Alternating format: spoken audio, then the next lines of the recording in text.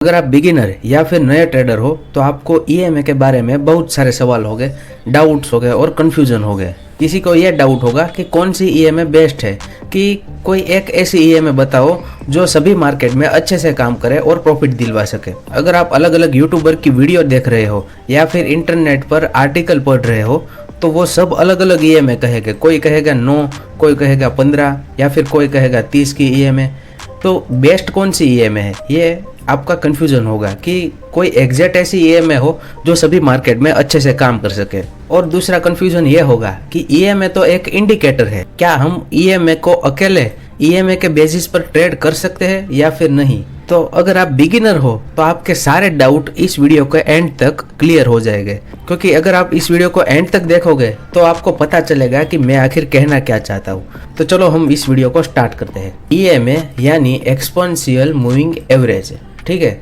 इसको ट्रेड कैसे करते हैं कि मार्केट अप ट्रेंड में ऐसे ऊपर जा रहा है तो उसमें अगर 9 या 15 की ईएमए या फिर कोई भी ईएमए अगर आप लगाओगे तो ईएमए कुछ ऐसे लगेगी, ठीक है। अगर डाउन ट्रेंड है तो उसमें ईएमए कुछ ऐसे काम करेगी। तो इसको ट्रेड कैसे करते हैं ये देख लेते हैं कि अप ट्रेंड होगा तो जो अप का मूव आएगा उसके बाद जो पुल बैक आएगा, आपने जो ईएमए सेट की हुई है वहाँ पर वो पुल बैक रुक जाएगा और वहाँ पर फिर से एक अप का मूव आएगा, फिर पुल बैक लेगा, फिर ईएमए तक जाएगा और फिर वहाँ पर रुक जाएगा और वहाँ पर एक तेजी वाला मूव आपको दिखेगा ट्रेंड की साइड का। अगर डाउन ट्रेंड देखते हैं तो डाउन ट्रेंड में भी सेम होगा कि डाउन मूव आया, फिर थोड़ा अप गया और फिर हमने वो जो सेट की हुई ईएमए है वहाँ पर वो रुक गया पुल बैक और वहाँ पर हमें शॉर्ट की अपॉर्चुनिटी मिलती है। तो ऐसे ही ईएमए काम करता है, ठीक है। तो ईएमए क्या है और उसको कैलकुलेट कैसे करते हैं वो हमें जानना इतना ज़रूरी नहीं है कि वो पिछले कुछ दिनों की क्लोजिंग की एवरेज है और इसमें रिसेंट डेटा का वेटेज ज़्यादा होता है, ठीक है। उसमें हमें बहुत गहराई में जाना ज़रूरी नहीं है, क्योंकि ट्रेडिंग व्यू का चार्ट लगा लो या फिर किसी भी एप्लीकेशन में अगर आप ट्रेड करते हो, किसी भी ब्रोकर में ट्रेड करते हो तो वो खुद से ही कैलकुलेट करके दे देता है कि ये ईएमए अगर आपने 9 लगाई तो वो ईएमए यहाँ पर चल रही है, ठीक है। तो उसमें हमें डीप जाने की ज़रूरत नहीं है, पर हमें डीप जाने की ज़रूरत उसमें है कि इसको ट्रेड कैसे करते हैं, ठीक है। तो चलो हम उसको समझते हैं कि ईएमए को समझना है तो हमें उसको 2 पार्ट में डिवाइड करना होगा। एक है नेचर ऑफ स्टॉक और दूसरा है नेचर ऑफ ट्रेंड, ठीक है। तो चलो हम नेचर ऑफ स्टॉक को पहले समझते हैं। नेचर ऑफ स्टॉक, तो इसकी मदद से हम ईएमए को समझने की कोशिश करेंगे। तो नेचर ऑफ स्टॉक का मीनिंग क्या होता है कि स्टॉक का स्वभाव, सभी स्टॉक के अलग अलग स्वभाव होते हैं। यानी कि अगर बैंकिंग सेक्टर का कोई स्टॉक है, ठीक है, बैंकिंग सेक्टर का एक स्टॉक ले लेते हैं हम एचडीएफसी बैंक और दूसरा है आईसीआईसीआई बैंक, ठीक है। तो इसका सेक्टर सेम है, बैंकिंग सेक्टर, पर इस स्टॉक का नेचर दोनों स्टॉक का अलग अलग होगा, इक्वल नहीं होगा, अलग अलग होगा। तो मैं आपको पहले 2 चार्ट दिखाता हूँ, उसको आप देखोगे तो आप समझ जाओगे कि स्टॉक का नेचर कैसे अलग अलग होता है, ठीक है। एक है एचडीएफसी बैंक का स्टॉक और दूसरा है आईसीआईसीआई बैंक का स्टॉक, ठीक है। ये दोनों ही चार्ट सेम टाइम के हैं, यानी कि ये 17 सितंबर 2024 से 8 अक्टूबर 2024 के बीच का चार्ट है। आईसीआईसी बैंक और एचडीएफसी बैंक दोनों सेम ही चार्ट है, सेम टाइम के ही चार्ट है। इसमें 15 मिनट की टाइम फ्रेम रखी हुई है, तो चाहे तो आप उसको चेक कर सकते हो, ठीक है। तो इस चार्ट में हम क्या देखेंगे कि एचडीएफसी बैंक है, ठीक है, तो उसमें हमने 24 ईएमए सेट की हुई है, यहाँ पर आप देख सकते हो। तो अगर हम इसमें 24 ईएमए सेट करेंगे तो यहाँ पर आप देख सकते हो कि अप ट्रेंड में वो पुल बैक एग्जैक्टली उसी ईएमए को छूकर वापस ऊपर जा रहा है मार्केट। यहाँ पर बाइंग की अपॉर्चुनिटी 24 ईएमए पर मिल रही है, यहाँ पर आप देख सकते हो। और यहाँ पर रिवर्सल आया, ठीक है, और डाउन ट्रेंड शुरू हुआ। तो डाउन ट्रेंड में भी सेम ही 24 ईएमए पर हमें सेलिंग की अपॉर्चुनिटी मिल रही है, ठीक है, आप यहाँ पर देख सकते हो। अब ये सेम 17 सितंबर से 8 अक्टूबर का चार्ट हम आईसीआईसी बैंक का 15 मिनट के टाइम फ्रेम पर ही देखेंगे, ठीक है। आईसीआईसीआई बैंक तो उसमें 35 की ईएमए है, वो अच्छे से काम कर रही है। यहाँ पर आप देख सकते हो कि ICICI बैंक में अगर 35 EMA को रखोगे तो वो उसका पुल बैक 35 EMA के आजू बाजू से ही ख़त्म हो रहा है। यहाँ पर आप देख सकते हो कि यहाँ पर हमें बाइंग अपॉर्चुनिटी मिल रही है और यहाँ पर ये डाउन ट्रेंड शुरू हुआ और यहाँ पर हमें सेलिंग की अपॉर्चुनिटी 35 EMA पर मिल रही है। ठीक है, तो इसका मतलब क्या हुआ तो वो समझते हैं। तो हमें ये दो चार्ट देखकर समझना क्या है कि HDFC बैंक और ICICI बैंक वो दोनों सेम ही सेक्टर के स्टॉक है, यानी कि दोनों बैंकिंग सेक्टर के ही स्टॉक्स है। ठीक है, तो ऐसा क्यों हो रहा है कि HDFC में 24 EMA अच्छे से काम कर रही है। अगर हम 24 EMA ICICI बैंक में लगाएंगे तो वो अच्छे से काम नहीं करेगी, और 35 की EMA अगर हम HDFC बैंक में लगाएंगे तो वो अच्छे से काम नहीं करेगी। तो ऐसा क्यों होता है? तो उसका सीधा मतलब है कि इस दोनों का नेचर अलग अलग है। तो HDFC बैंक का नेचर ICICI बैंक के कंपेयर में छोटा पुल बैक लेने का नेचर है, और ICICI बैंक का नेचर HDFC के कंपेयर में बड़ा पुल बैक लेती है। तो ये सभी स्टॉक्स के अलग अलग नेचर हो गए। अगर आप बिगिनर हो तो आपको 5 से 10 स्टॉक्स ऐसे पकड़ने हैं कि जिसमें आपको प्राइस एक्शन अच्छे से बैठ रहा है। अगर 5 से 10 स्टॉक को अगर आप एनालाइज करोगे, एनालाइज कैसे करना है कि सभी स्टॉक्स में अलग अलग EMA काम करती है कि अगर आपने रिलायंस का स्टॉक एनालिसिस के लिए उठाया और इसमें अगर आपको लगता है कि 35 की EMA बेस्ट काम कर रही है तो आपको उसको खुद से बैक टेस्टिंग करना होगा 3 से 6 महीनों का डेटा, और फिर आपको वो EMA अप्लाई करनी है। ठीक है, अगर 3 से 6 महीने का चार्ट देखोगे उसमें डिफरेंट सभी टाइप के मार्केट कंडीशन आ जाएंगे, up trend, down trend, sideways. तो सभी मार्केट कंडीशन में कोई एक ऐसी EMA होगी जो उसमें 10 में से 6 या 7 पुल बैक अच्छे से काम कर रही हो EMA पुल बैक के लिए। ठीक है, तो ऐसे आपको अपने खुद से स्टॉक को फाइंड करना है। जिस स्टॉक में आपको प्राइस एक्शन का अच्छे से पता चल रहा है उस स्टॉक को आपको फाइंड करके खुद से EMA का बैक टेस्टिंग करके आपको EMA को अप्लाई करना है।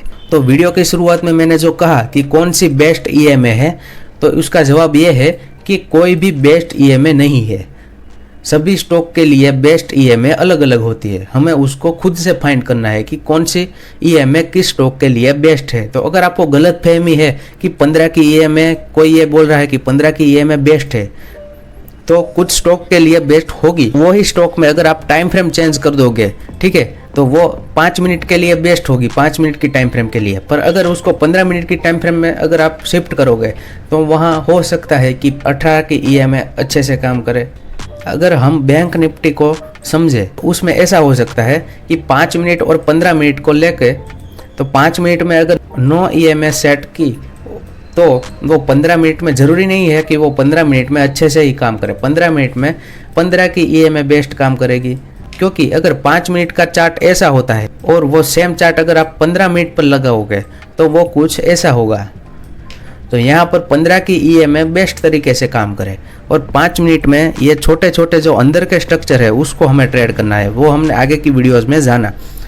तो 5 मिनट की टाइम फ्रेम में ये 9 EMA प्राइस से 15 की कंपेयर में ज़्यादा चिपक के चलेगी और 9 EMA काम करेगी। तो इसका मतलब ये है कि दुनिया में कोई भी ऐसी फिक्स EMA नहीं है कि वो बेस्ट काम करे।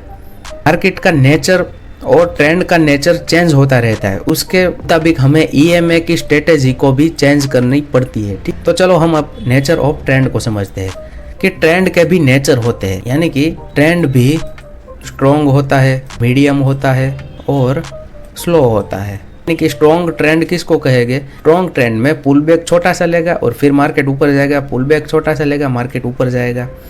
अगर मीडियम ट्रेंड है तो उसमें क्या होगा कि नेचुरली ऐसे मार्केट ऊपर जाएगा, और स्लो ट्रेंड में क्या होगा कि मार्केट बड़े बड़े पुल बैक लेगा और हाई को ब्रेक करके थोड़ा सा ही ऊपर जाएगा और स्लोली ऐसे ऊपर चला जाएगा। ठीक है, तो ये ट्रेंड की भी कैटेगरी होती है। तो अगर स्ट्रॉन्ग ट्रेड होगा, अगर मैंने बताया एग्जाम्पल के तौर पर कि HDFC में 24 की EMA बेस्ट काम करती है, तो ऐसा हो सकता है कि वो मीडियम ट्रेंड हो, यानी कि मीडियम स्पीड वाला ट्रेंड हो तो उसमें 24 अच्छे से काम करे। पर अगर स्ट्रॉन्ग स्पीड वाला ट्रेंड होगा तो उसमें 24 EMA ऐसे दूर ही रह जाएगी। यहाँ पर पुल बैक यहाँ पर EMA को टच करने के लिए आएगा ही नहीं, हो सकता है कि स्ट्रॉन्ग ट्रेंड में 9 या 15 की EMA बेस्ट काम कर सकती हो, और अगर स्लो ट्रेंड होगा तो यहाँ पर ये 24 की EMA यहाँ पर बीच से चली जाएगी, यहाँ पर ये पुल बैक को स्वीप करके ऊपर जाएगी। तो ऐसा हो सकता है कि यहाँ पर 35 की EMA बेस्ट काम करे। मैं जो ये EMA बोल रहा हूँ वो सिर्फ और सिर्फ एग्जाम्पल के तौर पर ही बोल रहा हूँ। आपको खुद से अपने स्टॉक की EMA खुद से फाइंड करनी होगी, ठीक है। ऐसा नहीं है कि HDFC में मैंने 24 EMA बताई तो आज की मार्केट कंडीशन में भी 24 की EMA बेस्ट काम करे। हो सकता है कि 24 की EMA बेस्ट काम ना करे, ठीक है। तो हमने पूरे वीडियो में जाना तो उसमें हमें पता क्या चला EMA के बारे में, कि बात ये समझनी है कि EMA एक इंडिकेटर है, ठीक है। ज़्यादा महत्व EMA से ज़्यादा महत्व हमें प्राइस एक्शन को देना है, ठीक है। मार्केट स्ट्रक्चर कैसे काम करता है, हायर हाई और हायर लॉस, इस वीडियो का ये पार्ट जो मैं डिस्कस करने वाला हूँ वो बहुत ज़्यादा इम्पोर्टेंट है, इसलिए इसको ध्यान से सुने, ठीक है। तो अगर EMA की बात करते हैं तो हमें पहले मार्केट स्ट्रक्चर को समझना है कि अप ट्रेंड में सिर्फ यहाँ पर लो पर ही ट्रेड करना है, ठीक है। ये बेसिक सी बात है, ये आपको पता होनी ज़रूरी है कि अप ट्रेंड है तो अप ट्रेंड में हमें लो पर ही ट्रेड करना है। अगर आप ट्रेंड लाइन ड्रॉ करके ट्रेड कर रहे हो या फिर पिछले सपोर्ट रेजिस्टेंस के मुताबिक ट्रेड कर रहे हो, ऐसे सपोर्ट रेजिस्टेंस, ठीक है, या फिर कोई इंडिकेटर या EMA को लगा के ट्रेड कर रहे हो, तो आपको मेन ये समझना है कि मार्केट स्ट्रक्चर कैसे काम करता है, ठीक है। डाउन ट्रेंड में अगर कोई ट्रेंड लाइन ड्रॉ करते हो तो वहाँ पर यहाँ से ही सेलिंग आता है एग्जैक्टली, ये तो आपने जान लिया। पर आपका मेन मोटिव ये है कि अगर अप ट्रेंड है तो वहाँ पर आपको लो पर बाय करना है, और डाउन ट्रेंड है तो वहाँ पर हाई पर आपको सेल करना है, ठीक है। ये बात ही आपको समझनी है।